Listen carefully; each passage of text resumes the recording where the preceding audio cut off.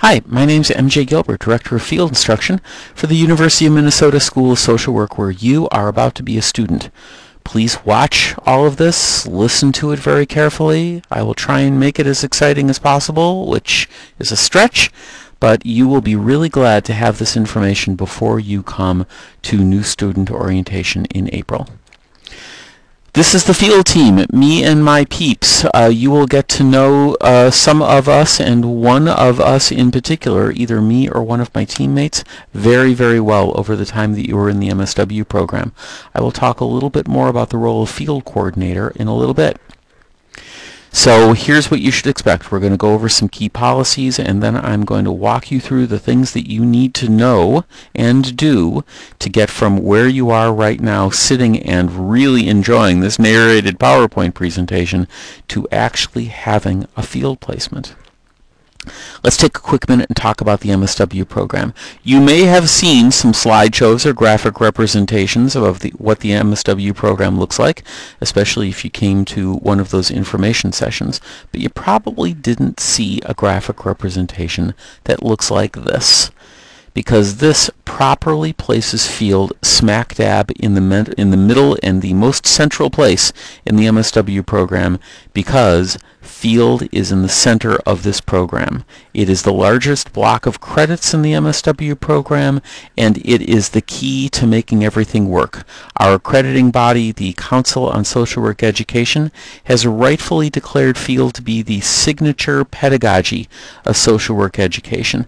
So this is the foundation curriculum for those of you who are full program students. I'm sure you'll have other places to explore it in more detail. And this is what the concentration curriculum looks like. Again, field is the largest block of credits, and it is right smack dab in the center of everything, as it should be, because of reasons we're going to talk about it in a minute. But first I want to talk about the role of the field liaison. Either me or one of my staff people is going to be your field liaison. You might also hear us called field coordinators. And we are the people who you're going to be accountable for your learning contract and all your other field documentation. We're the folks who are going to be teaching your practice seminar. We are going to be your advisor, counselor, support person, mediator, problem solver with respect to everything involved in field. And for the most part, your field coordinator is going to follow you through your entire time in the MSW program. So really, your field coordinator might be the person on faculty who gets to know you best during the time that you're here. So read everything that it says on the slide. All of it is true.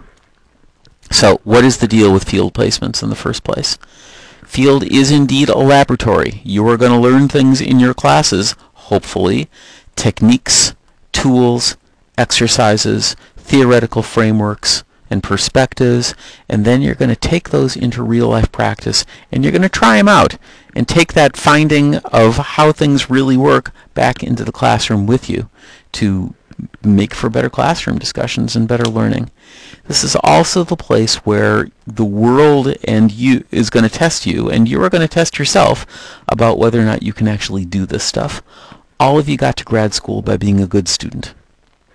This is the place where you demonstrate that you also have the makings of a good social worker. And we do that by gaining and demonstrating competence. I'll say a little bit more about why we emphasize competence and how that plays out in a little bit. But that competence is going to be demonstrated through the completion of some assignments and requirements, notably including a learning contract. But we're not going to talk about that today because you don't even have a field placement yet. So speaking of your field placement, it has a minimum number of hours. Every time you hear any of us talk about the number of hours that is required, we are always going to put the word minimum in front of it. Why? Because of what I was saying before about competence. It is not a matter of just showing up and clocking hours. You have to use those hours in a way that gives you the opportunity to demonstrate to yourself, to your supervisors, and to us that you can actually do stuff and do it reasonably well. And for some people, that's going to involve being at your field placement for more than the minimum number of hours. We'll talk a little bit more about hours. So your field placement, all of you are going to have somebody who provides you supervision who has a master's degree in social work, 2 years post-degree experience, and a license. That may or may not be the person who oversees your day-to-day work. Some of you are also going to have a task supervisor who might be a supervisor comes from a different discipline, but who may be the person who oversees your work on a day-to-day basis. And some of you may only meet with your MSW field instructor once a week or so. You are also going to have field seminars that accompany all of your field placements. They happen a little bit differently, but for everybody in their first field placement, whether you're full program or advanced standing, is going to have a seminar that is taught by your field liaison and a community practitioner. And those of you who are a full program are then going to go on to a seminar in your second year that has kind of a different format that we're not going to talk about today, because why eliminate all the fun and surprises? Okay, so field placements. If you are a full program student, you will be completing 2 field placements. During your first year, if you're full-time, you will complete a foundation field placement of at least minimum 420 hours, followed by a concentration field placement during your second year of full-time study of at least 600 hours. If you are a part-time student, make sure that you read the FAQs for part-time students, because your timeline for all of this is going to be a little bit different. Meanwhile, if you are an advanced standing student, you're only going to have 1 field placement with us. You're going to jump immediately into the concentration field placement that has a minimum of 600 hours. Okay, most field placements are going to start on the day after Labor Day. Some of you may have the opportunity to start early. For the most part, if you start before Labor Day, that means that you will be doing orientation activities only, because the liability insurance that the university provides for you to practice kicks in on the first day of the school year, and it ends when we give you a grade. Field placements typically run from the beginning of the school year until sometime during April or maybe into May, although some will continue into June, and if you need more time to demonstrate competence, it may continue longer than that, but nobody will be finishing their field placement earlier than, say, the end of the first week in April. Field placements that run over the school year are somewhere between 14 and 20 hours a week. If you're a foundation student, it comes out to about 14 hours a week, and concentration placements usually run about 18 to 20 hours a week depending. There's always opportunities to put in some extra hours over winter break if you want to, but typically folks are in field on Mondays, Tuesdays, and Wednesdays. It might be some different days than that, and you should talk to the folks you'll be interviewing with about what their expectations are. Most MSW classes are on Thursdays, Fridays, and Saturdays, as you probably know as well as you will know after you go through new student orientation. There is also the opportunity to do summer block field placements. Summer block field placements begin, it says late May here, but summer block field placements can actually begin as early as May 1st, and they are essentially a full-time position over the course of the summer, somewhere between 12 and 15 weeks.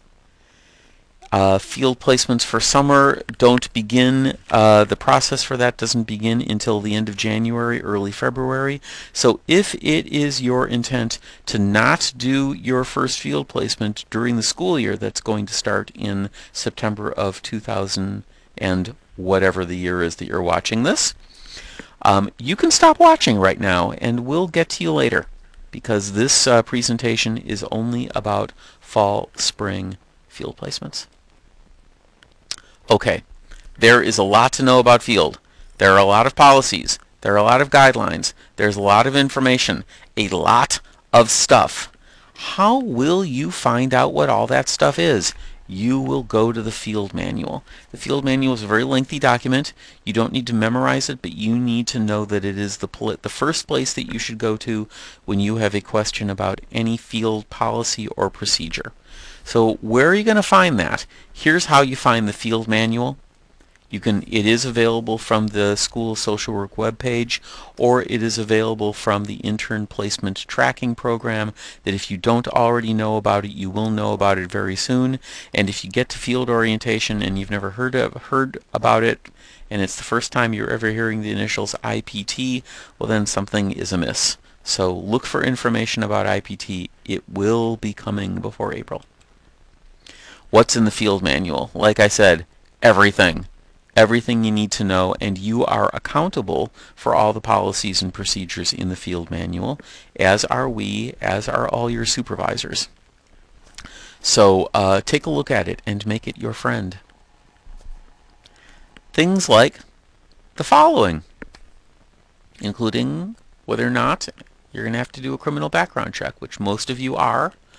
What happens if you miss something, all the competencies, all the responsibilities, what happens if things aren't going well for you in field, everything is there.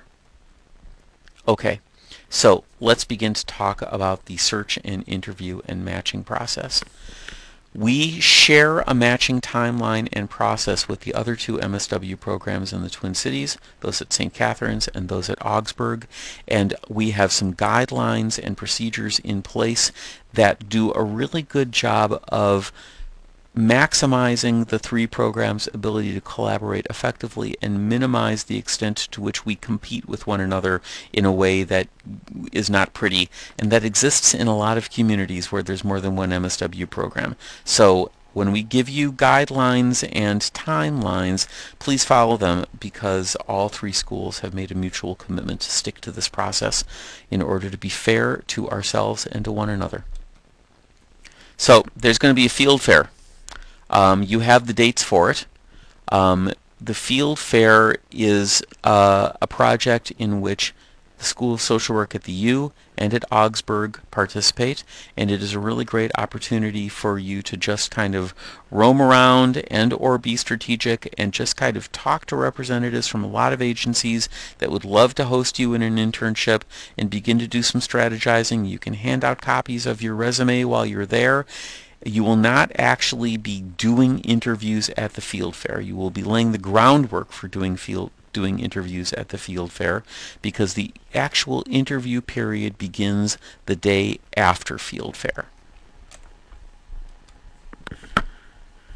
So, like I said, it's not where the formal interviews are going to be taking place, but a lot of agencies will be actually scheduling interviews on the day of field fair, and they can start as of the following day. Okay, so the following day, the day after field fair, is the first day of interviewing. Interviewing goes on for about a month. If you look elsewhere in the welcome letter that we sent you or on the new ADMIT webpage, you will see the timeline for what the dates are for the year in which you are watching this. It can seem daunting. It can seem anxiety-provoking. You will be reaching out to agencies and sending them your resume and emailing them, and they may not get back to you right away, and it is going to be very anxiety-provoking. It is going to be okay, and both I and all the members of the field team will be here to help you and guide you and reassure you and challenge you and do all the good things. So, let's walk through the steps. It's going to be fun. Okay, so step one, you're going to come to field orientation. Hopefully you'll be able to come to field orientation and check this off your list. If you are watching this video from another country or from far across the globe and you're not going to be able to make it to field orientation, all is not lost. You're just going to want to get in touch with me so that we can make sure that we can get you up to speed. Step two, you're going to look at the agency availability list. We are going to make the agency availability list available to you about a week and a half, 2 weeks before the interview period begins. It's going to be available on the homepage of the Intern Placement Tracking Program, and you'll also be able to get to it through the school's website. But here's essentially an example of what it's going to look like. And this is not a page from the availability list for your current school year, so this is just for an example. So it's going to be an alphabetical summary of all the agencies that are offering field placements for a given year. This is just one page of it. It's going to be a multi-page document along with the name of the contact person, their phone number, and their email. There's also going to be a chart that indicates whether or not they offer interviews in person, via phone, by Skype or FaceTime, and whether or not they're offering foundation or concentration field placements. If you're a foundation student, you should only look at agencies offering foundation field placements. If you're a concentration student, likewise, you should only be looking for concentration field placements. As you continue to look at this chart, you will see some check boxes for the different concentrations. Is it a clinical mental health placement? Is it a community practice placement? Is it a family and children placement? Is it a health, disability, and aging placement? Is it an integrated behavioral health fellowship eligible placement? All of that stuff will be there. Those designations are only meaningful to concentration level field placements. Even if you know walking in the door that you are going to be going into, for instance, the clinical mental health field placement, and you're a full program student, during your first year, you can disregard all that stuff. You will only be looking at foundation field placements. We can answer your questions about this at field orientation. But maybe I can answer some of your questions right now. So, for instance, if you're a first-year student, but you've been working in the field for 15 years and you think that you've got all of that foundation stuff accomplished, can you go ahead and apply at internships that are only taking concentration students? No, you can't. We want everybody to have an opportunity to do a field placement that is in sync with where they are in the curriculum. So if you're going to be taking foundation coursework, we want you to do a foundation field placement. Even if you are very experienced, this is an opportunity for you to be a learner, to be a student, to try out some new stuff, to get to make some mistakes in ways that aren't necessarily available to you in your employment. Sometimes we tell folks who are doing foundation field placements to not necessarily do the thing that you have your heart set on. Maybe try something different. Maybe try something out of left field, a practice area that you've never worked in. Or maybe you might find yourself drawn to a supervisor who you really think has something to teach you, and you'll decide to do a field placement based on that. If you're entering as an advanced standing student and you're going into your concentration field placement, and you're, let's say, in this case of the second question, you're a clinical mental health student, but you're really interested in macro systems and community practice, can you go ahead and interview for a community practice placement? No, you can't. You have to do a concentration field placement that is in keeping with what your concentration is. Again, talk to your field coordinator about this. Ask questions at the field orientation. You may have a job. You may have a family. You may have a life. You may be hoping that you're going to be able to do all of your field hours, say, an overnight or on Saturdays and Sundays. How are you going to be able to do that? The bottom line is we cannot promise you that you're going to be able to do that. You are going to see on the agency list that some placements offer evening and weekend hours.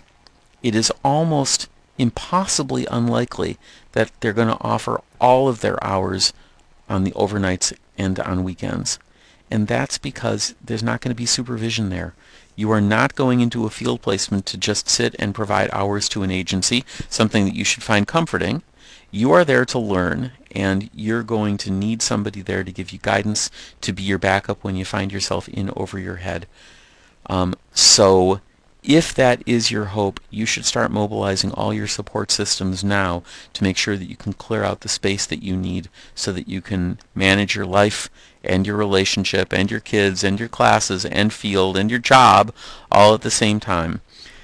Again, there's going to be some opportunities to do after hours weekend work, but you're not going to get all of your hours in. So, moving on. How much are you going to get paid to do your field placement? Most of you aren't going to get paid to do your field placement. Most of you are going to pay to do your field placement in the form of tuition. There are some field placements that do have stipends attached to them. You will note on the agency availability list that those are noted. Can you support yourself through one of those stipends? Probably not, but that can be helpful. So we can talk more about that. We will answer all of your questions. If you don't have a car, what are you going to do? You're going to talk to us and you're going to look at all the addresses and you're going to note on the agency details on the intern placement tracking program whether or not they require you to have a car. This is a big, broad community. If you're new to the Twin Cities, it is not, public transportation is a possibility, but this is a pretty big community. So if you don't have a car, you might want to think about how to mobilize that. If you're not going to have a car, talk to your field coordinator or any of the field staff during the interview process so that we can help you figure out what the best options are for you. It is not impossible to do field without a car, but it sure makes things easier. Can you do both of your placements at the same agency? In almost all cases, the answer to this question is no. We want you to experience more than one agency environment because some of what you're going to learn is not just through the practice. It's going to be being a part of an agency, and we want you to see what more than one agency is like, which is the reason that we also won't let you go back to the agency that you did your BSW internship at if you're an advanced standing student. You may have loved that place. It may be the place that you want to go work at, which is just fantastic. But again, we want you to see what some different agency cultures look like and how different agencies do the work. There may be the occasional small exception to this rule, but it's a rule. And again, if you have any questions, come talk to me.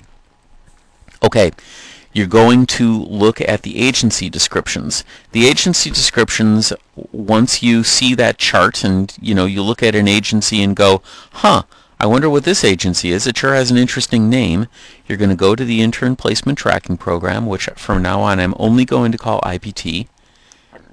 And you are going to look at the agency description for that agency, which tells you in great detail what the mission of the agency is, what you might be able to get to do there, all the information that you need to have in order to decide, is this a place that I want to interview at or not? And how to navigate IPT is, you will learn that by watching the other video, which is not as long as this one, by the way. And that middle question, why are there agencies on IPT that aren't on the agency availability list? I think that this year that will not be the case, so never mind.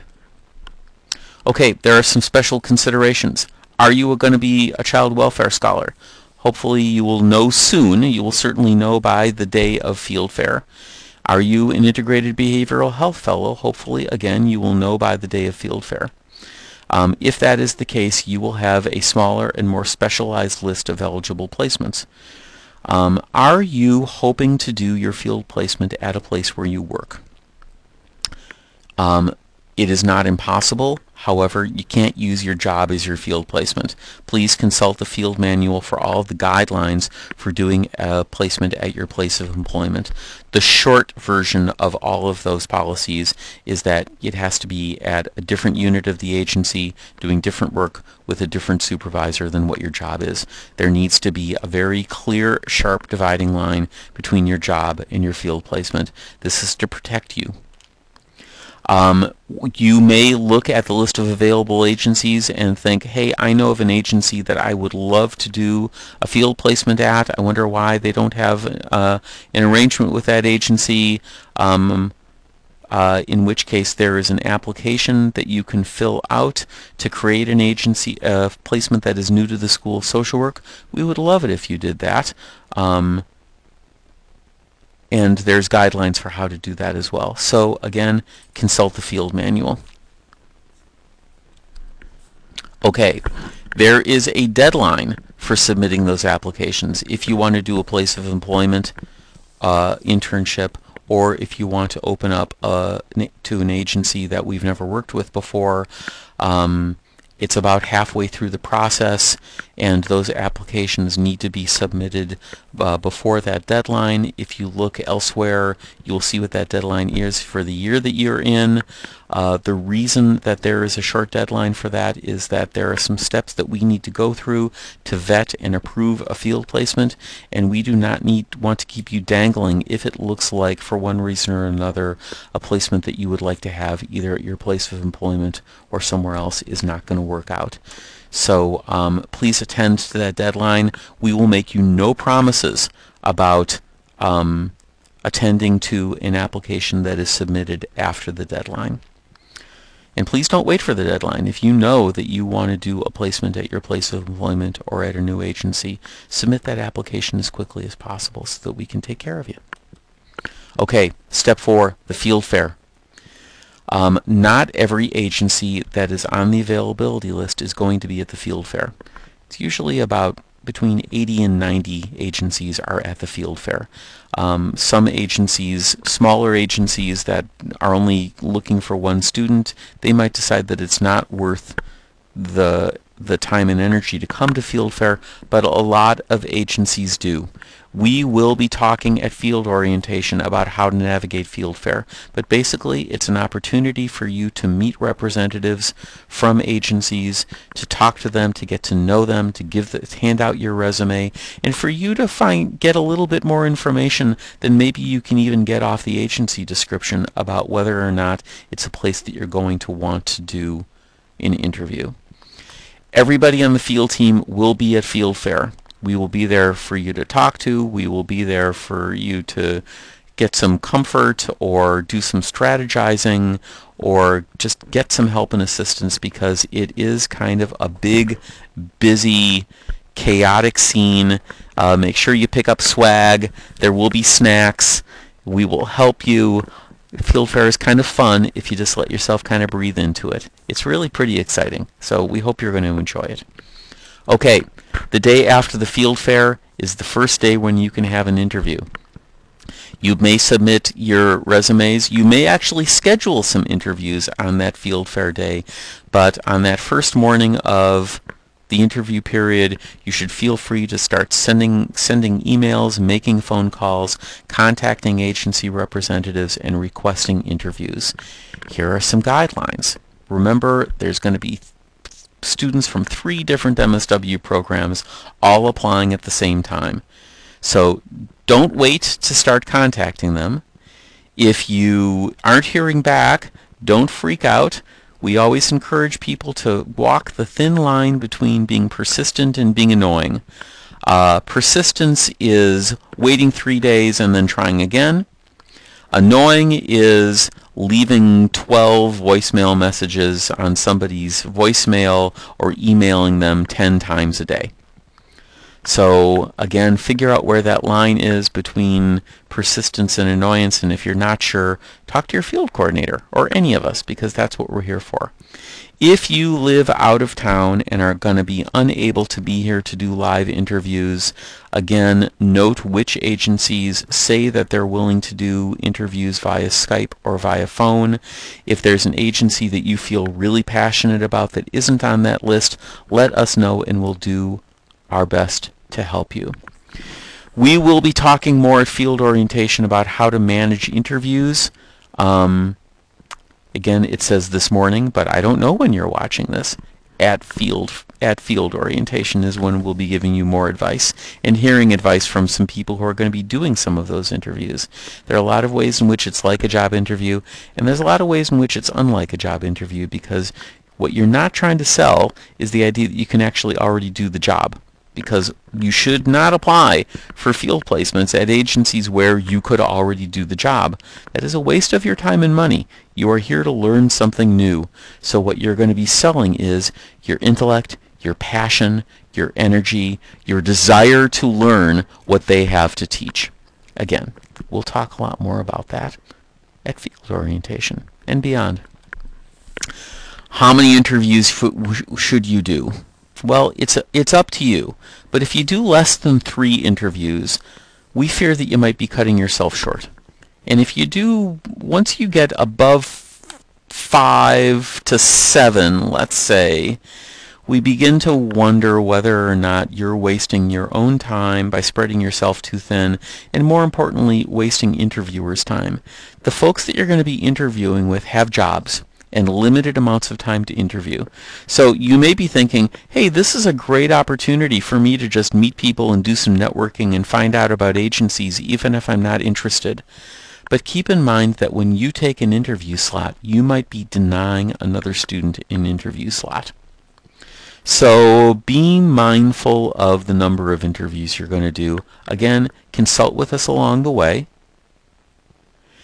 And be judicious. Don't do too few. Don't do too many. 3 to 5 is a good starting range. Do you remember? Oh, when is the deadline for submitting applications for a placement new to the School of Social Work or at your place of employment? Check the new student page. Check the correspondence that you have received. Make sure you know what that date is. Okay, so you get through the entire interview period, which is usually most of the month of April into the beginning of May. At the end of that period on IPT, you are going to rank your choices in order. There's a tab on the agency description for every agency that allows you to rank that. You can then move around your rankings. Which one do you want to be first? Which one do you want to be second? Which one do you want to be third?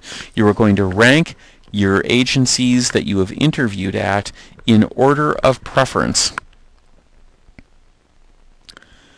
And that's going to have to be done by the date that we have given you as to what the deadline is. If you don't submit any choices, you are not going to be placed in the first round. Period. If you rank agencies that you didn't interview at, you can be guaranteed that you're not going to be ranked at those agencies, because the agencies are going to be ranking students in preference at the same time. And if they've never met you, they're not going to know how fantastic you are or why they should rank you. So don't rank an agency you haven't interviewed at. Let's say that you have 5 interviews and there were 3 agencies that you really felt good about and would like to intern at.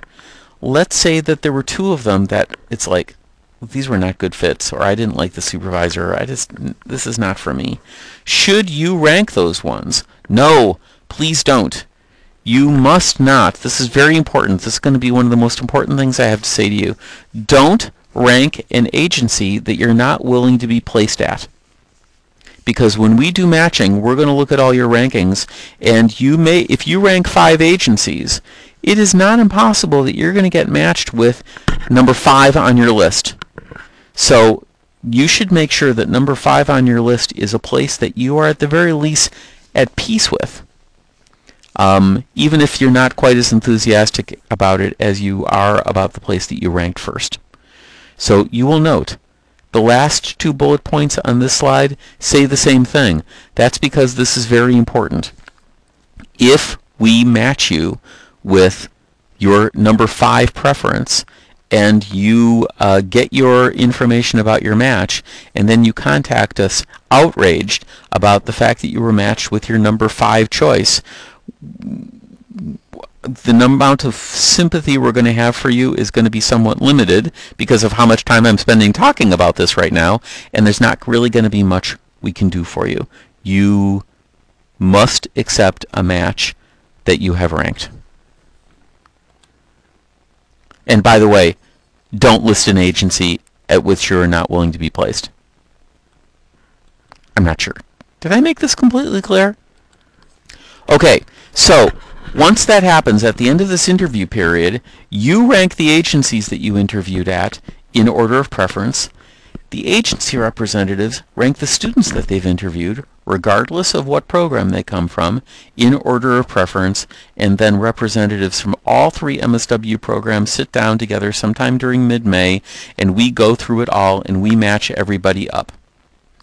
If you interviewed at Agency X, let's call it Healthy Lives Mental Health Center, I just made that up, and you loved them, and you ranked them first, and they loved you, and they ranked you first, you're matched. That's going to be easy. The only reason we would not allow that match to go through is if, for instance, you're a foundation student and that's a concentration-only field placement, or you're a clinical mental health student and that's a community practice placement.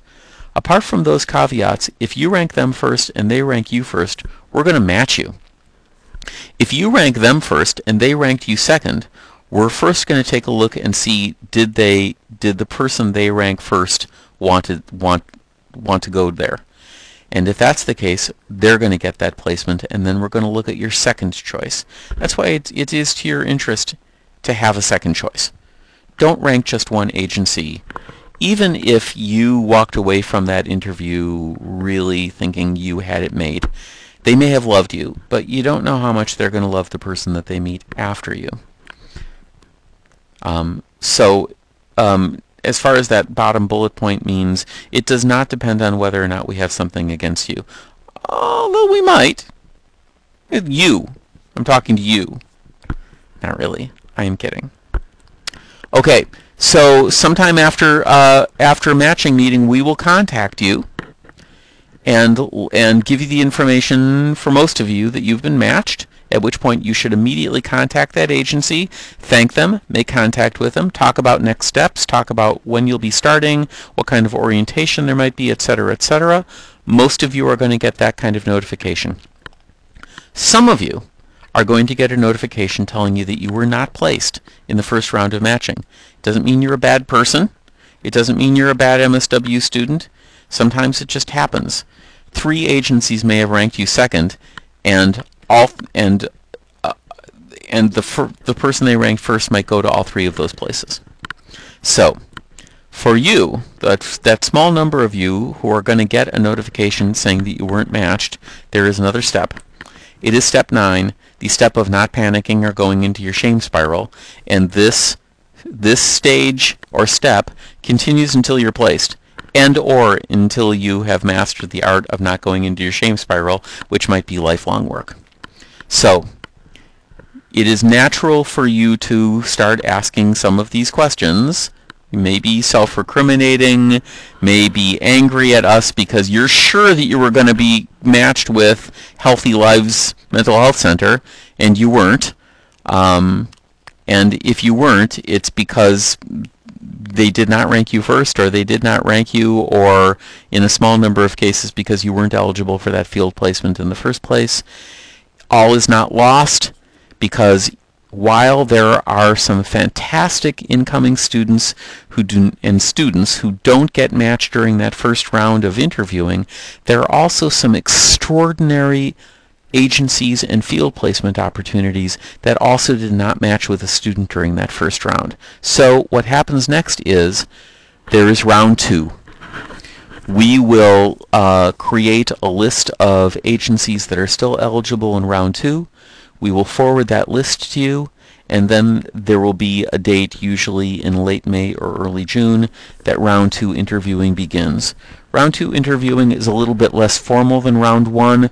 There isn't a deadline to it, and basically you will look at the list, you'll contact agencies to interview, and if at the end of an interview it feels like this is a great fit, I'd love to go there, they say we'd love to have you, you'll just contact us and let us know, and we'll make it a match.